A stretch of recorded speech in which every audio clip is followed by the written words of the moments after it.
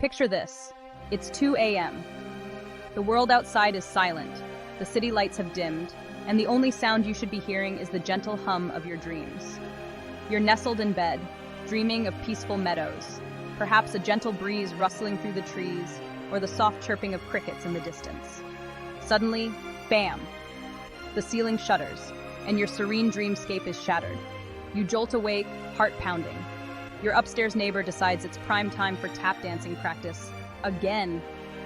Frustration boils as you wonder why anyone would choose such an ungodly hour for such a noisy activity. We've all been there, haven't we? The late-night disturbances, the unexpected noises that disrupt our peace. Whether it's a noise complaint, late rent, or a rogue frisbee in the petunias, conflicts happen. These moments can escalate quickly, turning neighbors into adversaries. But how we choose to address these issues can make all the difference.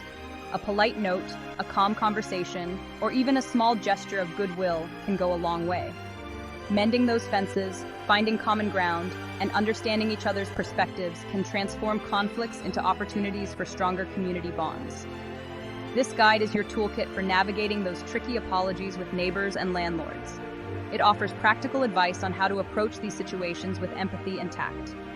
Because sometimes a heartfelt "I'm sorry" is the first step toward restoring the peace. It's about rebuilding trust and fostering a sense of harmony in our shared spaces. So next time you find yourself in a conflict, remember, a little kindness and understanding can go a long way in creating a peaceful and cooperative living environment. In a world of busy lives and shared spaces, misunderstandings are inevitable. We often find ourselves in situations where our actions, intentional or not, affect those around us. Whether it's at work, at home, or in our communities, the need to mend these small rifts is crucial. A genuine apology isn't about admitting defeat, it's about acknowledging the impact of our actions. It's a way to show that we care about the feelings of others and are willing to take responsibility. This simple act can pave the way for healing and understanding. When we apologize to our landlord for a late rent payment, we're showing them respect and understanding for their position. It demonstrates that we value their trust and are committed to maintaining a good relationship. This can often lead to more leniency and a stronger rapport.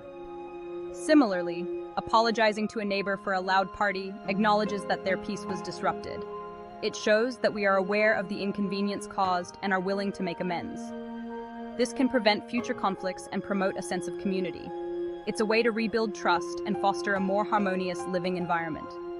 Apologies can turn a negative experience into an opportunity for growth and connection. They remind us that we are all part of a larger community and that our actions have consequences.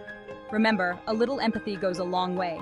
Taking the time to understand and acknowledge the feelings of others can make a significant difference. So the next time you find yourself in a situation where an apology is needed, don't hesitate. It might just be the key to a stronger, more compassionate relationship.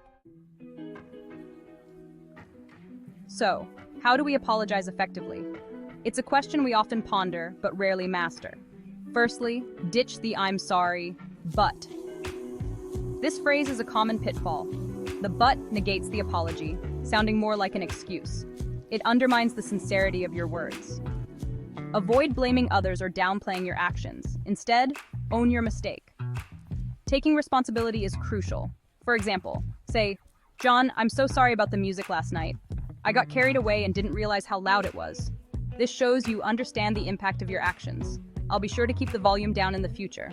Offering a solution shows your commitment to change. See the difference?